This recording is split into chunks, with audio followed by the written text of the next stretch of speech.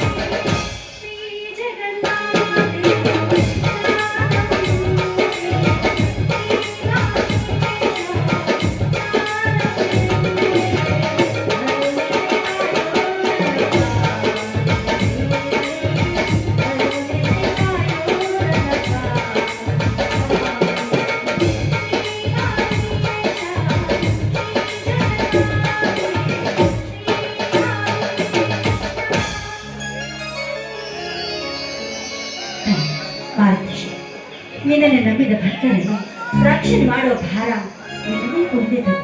ತಾಯಿ ಜಗನ್ಮಾತೆ ಲಕ್ಕಮಾತೆ ಶಂಕರಿ ಭಯಂಕರಿ ರುದ್ರ ಅವತಾರಿಣಿ, ಈ ಭವದ ದುಷ್ಟರ ಸಂಹಾರಕ್ಕಾಗಿ ಧೈರ್ಯವನ್ನು ಬಾತಾಯಿ. ನಿನಗೆ ನನ್ನ ಕೋಟಿ ಕೋಟಿ ನಮನಗಳು ತಾಯಿ, ಕೋಟಿ ಕೋಟಿ ನಮನಗಳು.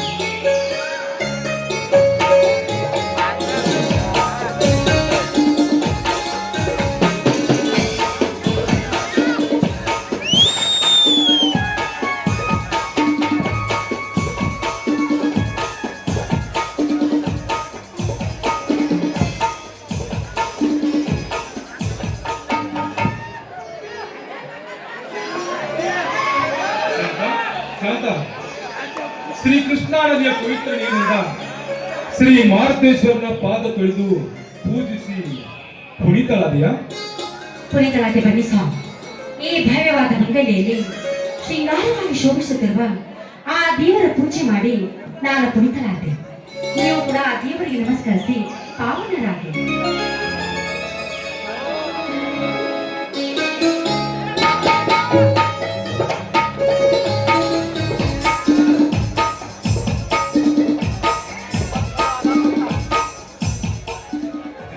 ಮಾರುತೇಶ್ವರ ಸೀತೆಗಾಗಿ ಸಾಗರ ದಾಟಿದೆ, ರಾಮನಿಗಾಗಿ ಸೇತುವೆ ಕಟ್ಟಿದೆ, ಲಕ್ಷ್ಮಣನಿಗಾಗಿ ಬೆಟ್ಟವನ್ನು ಹತ್ತಿ ನಿನ್ನ ಕೀರ್ತಿ ಅಜರಾಮರವಪ್ಪ ಅಜರಾಮರ.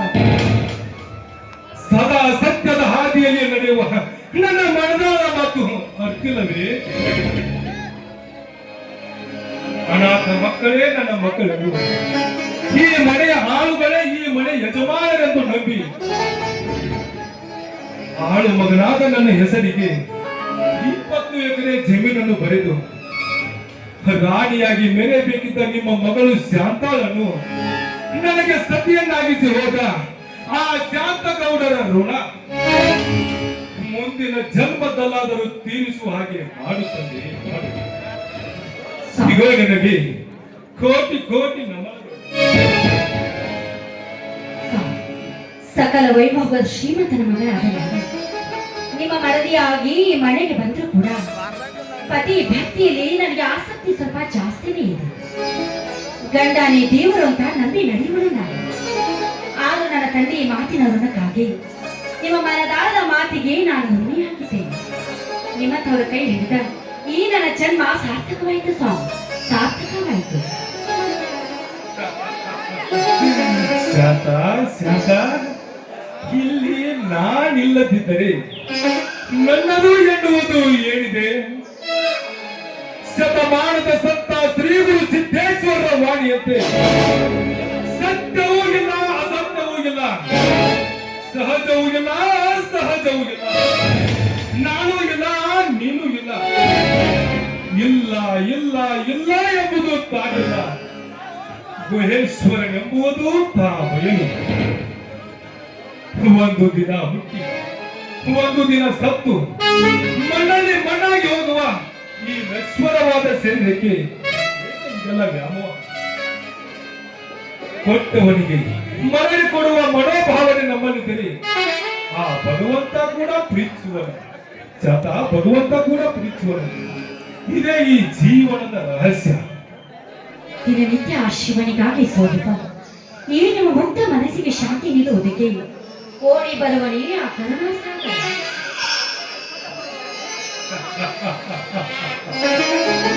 ಜಾತ ಜಾತ ಓಡಿ ಬರುವನೇ ಎಂದು ಕೇಳುವೆಯಲ್ಲ,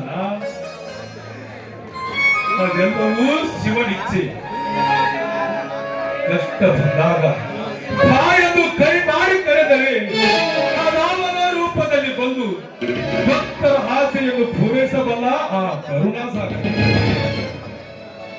ಅಂದು ಸಮುದ್ರ ಮತನ ಮಾಡುವ ಕಾಲದಲ್ಲಿ ಕಾಲಕೋಟ ವಿಷವನ್ನೇ ಕುಡಿದು ವಿಷಕಂಠನಾದ ಆ ವಿಷಕಂಠನ ಮಹಿಮೆ ಅಪಾರವಾದುದು ಶಾಂತ, ಅಪಾರವಾದುದು.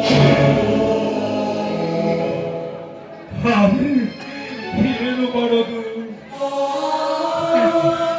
ಆದರೇನು ಮಾಡೋದು ಅಂತ ನಿಟ್ಟುಸಿರು ಏಕೆ ಹಾಕುತ್ತೀರಿ ನೀವು?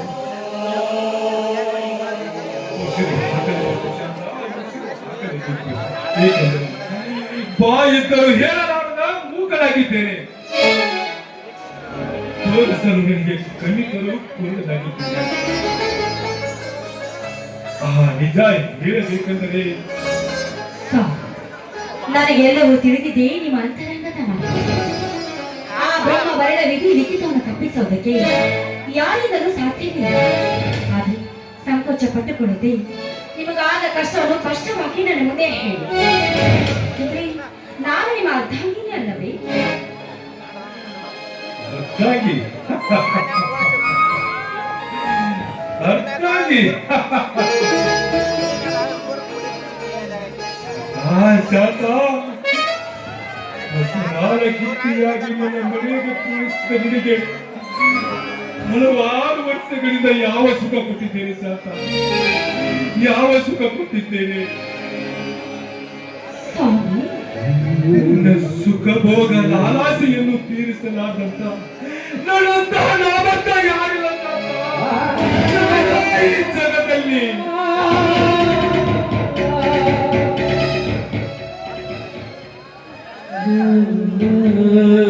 ಹೌದು ಶಾಂತ, ಹೌದು. ಒಂದು ಹೆಣ್ಣಿಗೆ ಬೇಕಾದದ್ದು ಸಂಪತ್ತಲ್ಲ, ಸಾರ್ವಭೌಮತೆಯೂ ಅಲ್ಲ, ಅಧಿಕಾರವೂ ಅಲ್ಲ. ಅವಳು ರೂಪವತಿಯಾಗದಿದ್ದರೂ ಆ ಹೆಣ್ಣಿಗೆ ಬೇಕಾದದ್ದು ದಾಂಪತ್ಯ ಸುಖ.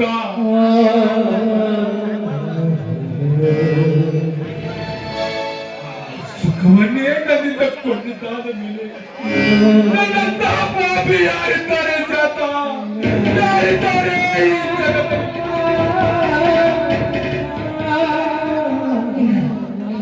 ನೀವು ಪಾಪಿ ಅಲ್ಲ. ನನ್ನ ಕೈ ಹಿಡಿದು ನನಗೆ ಬಾಳು ಕೊಟ್ಟು ಮಾಂಗಲ್ಯ ಭಾಗ್ಯ ನೀಡಿರುವ ನೀವೇ ನನ್ನ ಪಾಲಿನ ತೀವ್ರ.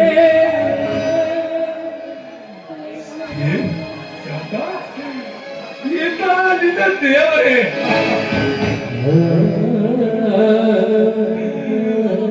ಹೂ ಮಳೆ ಹಣಿಗಾಗಿ ಭೂಮಿ ತಾಯಿ ಬಾಯಿ ತೆರೆದು ತಾನು ಒಡಲ ಸೀಳಿ ನಿಂತರು.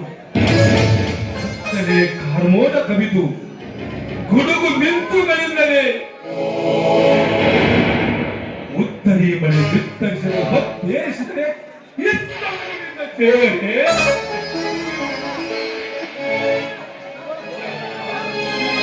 ನಿತ್ತ ನೀರಿನಂತೆ ಶಾಂತವಾಗಿ ಅವಿತುಕೊಂಡಾಗ ಯಾವನಂತೆ ನೆರೆ ಹಿಡಿದುಕೊಂಡು ಬಿದ್ದ ನಿನ್ನ ದೇವರೇ,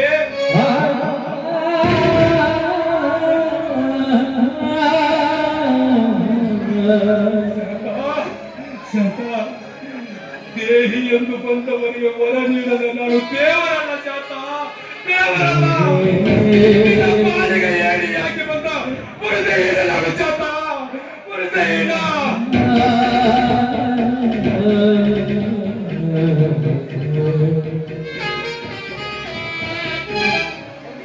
ಮಾಡಿ ನನ್ನನ್ನು ಕ್ಷಮಿಸಿಬಿಡು ಶಾಂತ, ಕ್ಷಮಿಸಿಬಿಡು.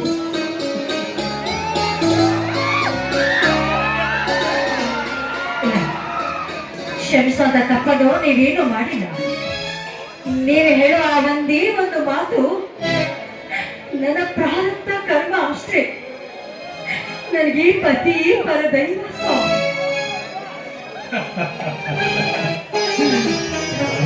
ಕರ್ಮ, ಪತಿಯೇ ಪರದೈವ. ಶಾಂತ, ಪ್ರಾರಬ್ಧ ಕರ್ಮವೆಂದು ನೀ ನನ್ನನ್ನು ನಂಬಿಕೊಳ್ಳುತ್ತದೆ. ನಂಬಿಕೊಂಡು ನಿನ್ನ ಜೀವನವನ್ನು ಹಾಳು ಮಾಡಿಕೊಳ್ಳಬೇಡ ಶಾಂತ. ನಾನು ಎಷ್ಟೇ ಡಾಕ್ಟರ್ ಸಲಹೆಯಂತೆ ಪ್ರಯತ್ನಿಸಿದೆ, ನನ್ನ ಮರ್ಮ ಮಿಕ್ಕಕ್ಕೆ ಬಿಚ್ಚಪಟ್ಟು ಸುಧಾರಿಸುವಂತಿಲ್ಲ ಶಾಂತ, ಸುಧಾರಿಸುವಂತಿಲ್ಲ. ಮಾಡಿ ನನ್ನ ಮಾತನ್ನು ಪಾಲಿಸಿ ನಾ ಕಟ್ಟಿದ ಈ ತಾಯಿಯನ್ನು ತಲುಪಿಸಿ ಗಂಡನನ್ನು ಮದುವೆ ಮಾಡಿಕೊ ಶಾಂತ.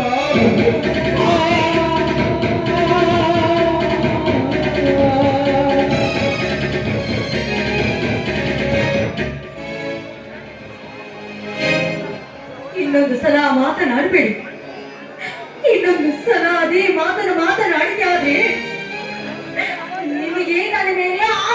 ಆಗಿದೆ. ಮೇಲಾಗಿ ನನ್ನ ಹೆತ್ತವರ ಮೇಲೆ ಆನೆ ಆಗಿದೆ. ಶಾಂತ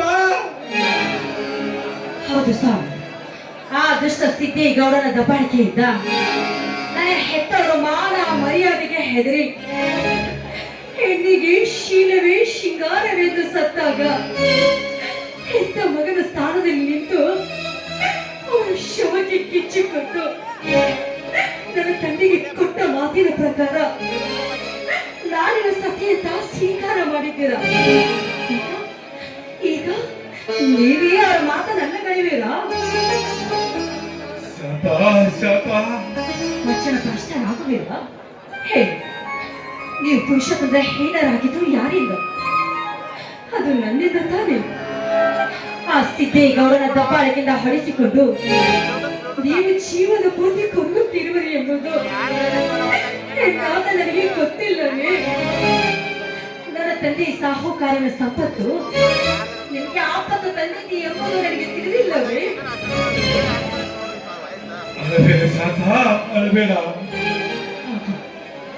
ನನಗಾಗಿ, ನನ್ನ ಹೆತ್ತವರ ಮಾತಿಗಾಗಿ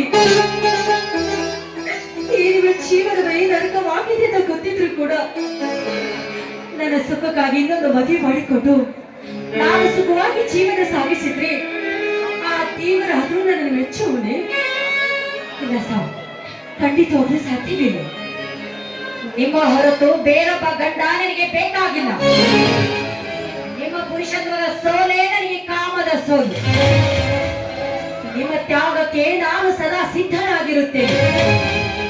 ಈ ಮಾತನ್ನು ನಿಮ್ಮ ಪಾದ ಸಾಕ್ಷಿಯಾಗಿ ಹೇಳು.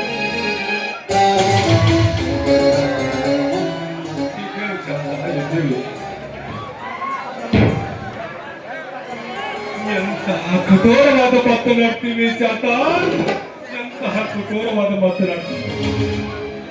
ಇದು ಕಾಲ ಕಲ್ಕಿಯ ಕಾಲ, ತಿರುವು ಗುರುವಿನ ಕಾಲ, ಮಾತು ಮರೆತು ಹೋಗುವ ಕಾಲ. ಸ್ವಂತ ಮಗಳನ್ನೇ ಮೋಹಕ ರೂಪದಲ್ಲಿ ನೋಡುವ ಈ ಕಲಿಗಾಲದಲ್ಲಿ ಅದು ನಿನ್ನಿಂದ ಸಾಧ್ಯವೇ ಶಾಂತ? ಸಾಧ್ಯವೇ? ಸಾಧ್ಯವಾಗದನ್ನು ಸಾಧಿಸಿ ತೋರಿಸುವುದೇ ನಿಜವಾದ ಹೆಣ್ಣಿನ ಧರ್ಮ. ಇದಕ್ಕೆ ಆ ಮಾರುತೀಶನೇ ಸಾಕ್ಷಿ. ಮೇಲಾಗಿ ಆ ಜಗನ್ಮಾತೆ ಲಕ್ಕಮ್ಮ ದೇವಿಯೇ ಸಾಕ್ಷಿ.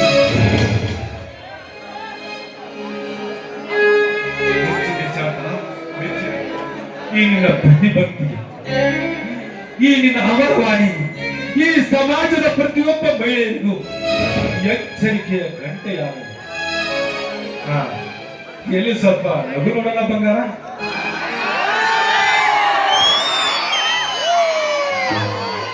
ಇದೇ ಈ ನಗುವಿನ ಒಲವಿನಲ್ಲಿ ಈ ಒಲವಿನ ವರನೊಂದಿಗೆ ಆಡಬಾರದೇ ಒಂದು ಪ್ರೇಮ.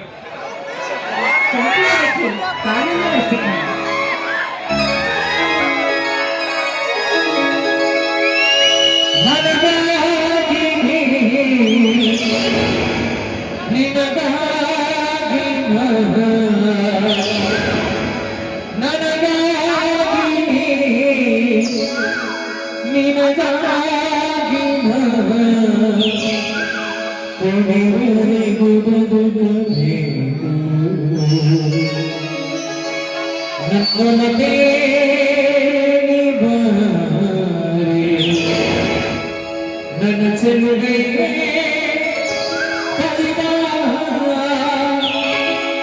ಬಳಿ ಬಂದು ಸಿಹಿ ಮುತ್ತು ನೀಡು, ಸಿಹಿ ಮುತ್ತಿನಾನಿಗೆ ನಿವಾರಣ ಸನಿಗೆ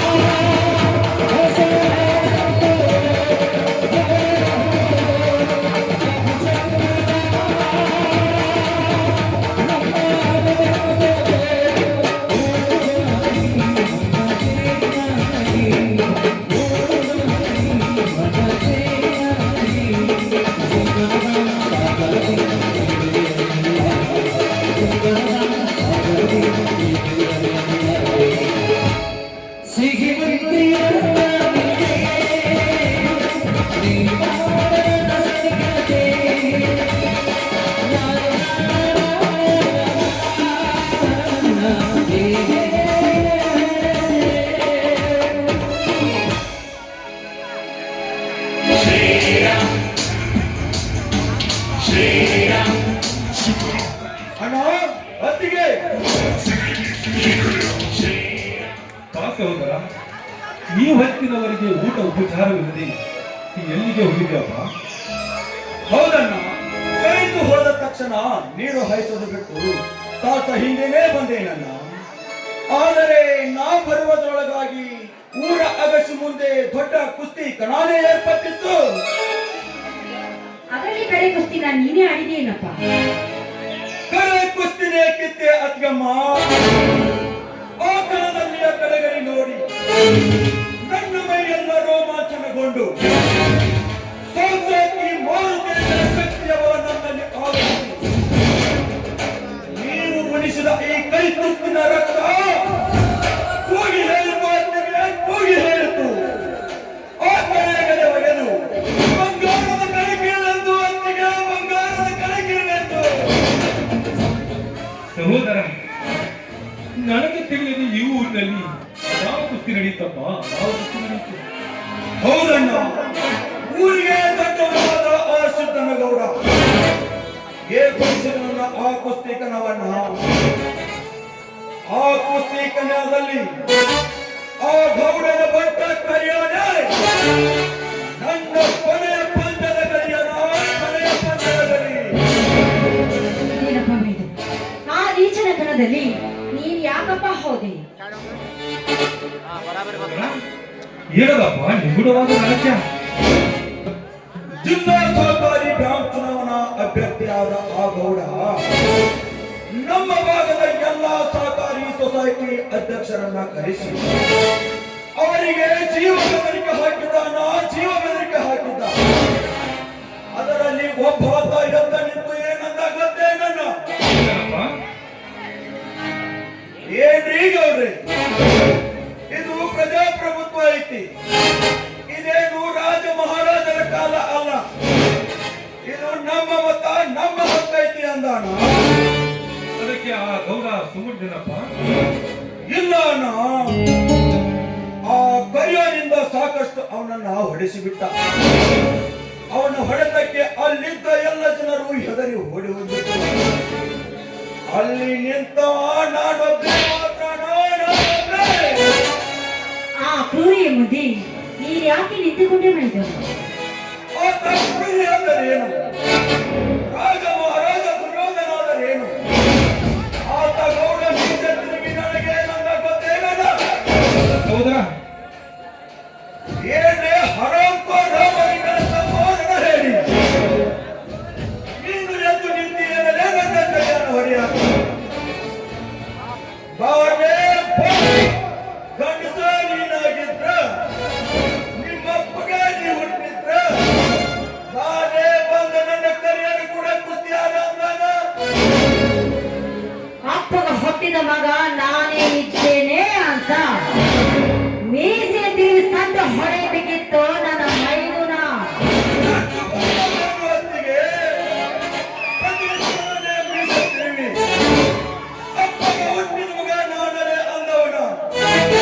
ಆ ಕರಿಯನ್ನು ಹೊತ್ತ ಓಡಗಿಸಿ ಮಗ ಹತ್ತು ಸೊತ್ತ ಹಾಕಿ ಓದ ಆ ಗೌಡನ ಪಾದದ ಮೇಲೆ ಒಗೆದ ಅವನ ಎದಿ ಮೇಲೆ ಕಾಲಿಟ್ಟು ಕೇಕೆ ಹೊಡೆಬಿಟ್ಟಮ್ಮ, ಕೇಕೆ ಹೊಡೆಬಿಟ್ಟೆ. ಆವಾಗ ಈ ರೈತನ ಹುಡುಗಿಗೆ ಆ ನದಿಗಳ ಎದಿ ನಡಿಗೆ ಹೋಯ್ತಮ್ಮ, ನಡಿಗೆ ಹೋಯ್ತು. ಸಹೋದರ, ಇದನ್ನೆಲ್ಲ ಕೇಳಿ ನನಗೆ ಭಯವಾಗುತ್ತಾ ಇದೆಯಪ್ಪ, ಭಯವಾಗುತ್ತಾ ಇದೆ. ನೀವ್ಯಾಕೆ ಭಯ ಪಡ್ತೀರಾ? ಅದರಲ್ಲಿ ಗೆದ್ದು ಬಂದವನು ನನ್ನ ಮೈದುನ. ಇವತ್ತಲ್ಲ ನಾಳೆ ಆದ್ರೂ ನನ್ನ ಹೆತ್ತವ ಮನೆತನವೇ ಸರ್ವನಾಶ ಮಾಡಿದ ಆ ನೀಚನ ಸಂಹಾರ ಆಗ್ಲೇಬೇಕು. ಹೌದಣ್ಣ, ಹೌದು. ಮಾಡಿದವರಿಗೆ ಮಾಡಿ ತೋರಿಸಬೇಕೆನ್ನುವ ಸುಭಾಷ್ ಚಂದ್ರ ಬೋಸ್ ಅವರ ಮಾತು, ಮಾಡು ಇಲ್ಲವೇ ಮಡಿ ಎನ್ನುವ ಮಹಾತ್ಮ ಗಾಂಧೀಜಿಯವರ ಮಾತು, ಇದು ಸತ್ಯವಾಗಬೇಕಾದ್ರೆ ನನ್ನಂತ ಯುವಶಕ್ತಿಗಳು ಎಂದಾಗಲೇ ಅದು ಸಾಧ್ಯ, ಅದು ಸಾಧ್ಯ.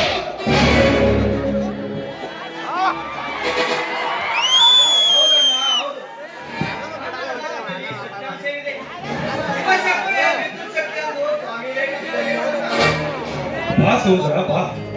ಈಗ ಬನ್ನಿರಪ್ಪ. ನಿನ್ನ ಓದು ಮುಗಿಯಿತೆ? ಹೌದಣ್ಣ, ಮೊನ್ನೆ ತಾನೇ ಎಕ್ಸಾಮ್ ಬರೆದು ಬಂದೆ. ಅದರಲ್ಲಿ ಪ್ರಥಮ ರ್ಯಾಂಕ್ ಬರುವ ನಿರೀಕ್ಷೆ ಇದೆ. ಅದಕ್ಕೆ ನಿಮ್ಮೆಲ್ಲರ ಆಶೀರ್ವಾದ ಕಾರಣ. ಕೇಳು ಸಹೋದರ, ಕೇಳು. ನಮ್ಮ ಆಶೀರ್ವಾದಕ್ಕಿಂತ ಆ ಮಹಾನುಭಾವರ ಆಶೀರ್ವಾದ ದೊಡ್ಡದು. ಏಕೆಂದರೆ ನಾವು ನಿಂತಿರುವ ನೆಲ, ಬಿತ್ತುವ ಹೊಲ, ನಮ್ಮೆಲ್ಲರ ಶಕ್ತಿಯ ಬಲ. ಹೌದೇ ಅಪ್ಪ, ಹೌದೇ. ಇದೆಲ್ಲವೂ ಆ ಸಾಹುಕಾರನ ಸಂಪತ್ತಪ್ಪ, ಸಾಹುಕಾರನ ಸಂಪತ್ತು.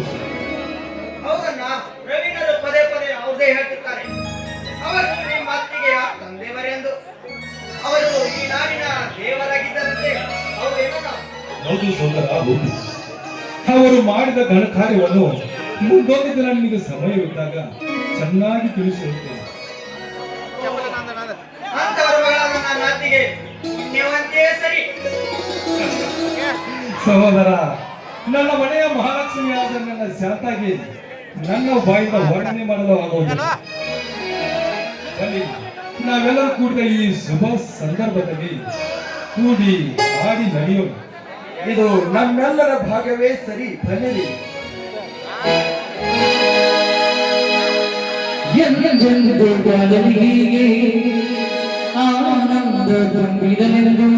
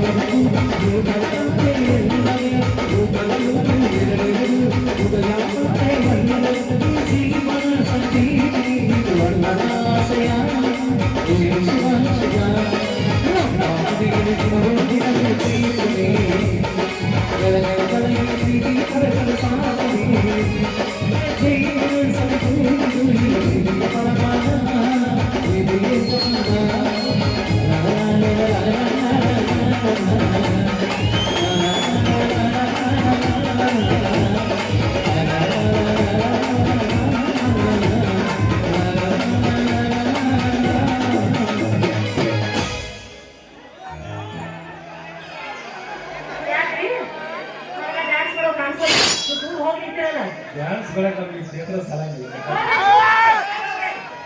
ಅಲ್ಲಿ ಹೋಗ್ರಿ ಮುಂದೆ ಹೋಗ್ಬಿಡ್ರಿ ಎಂತ ಗಂಡ ಮದುವೆಗೆ 20 ವರ್ಷ ಆದ್ರೆ ಬರೀ ಇನ್ನೂ ನಾಚ್ಕೋತೈತಿ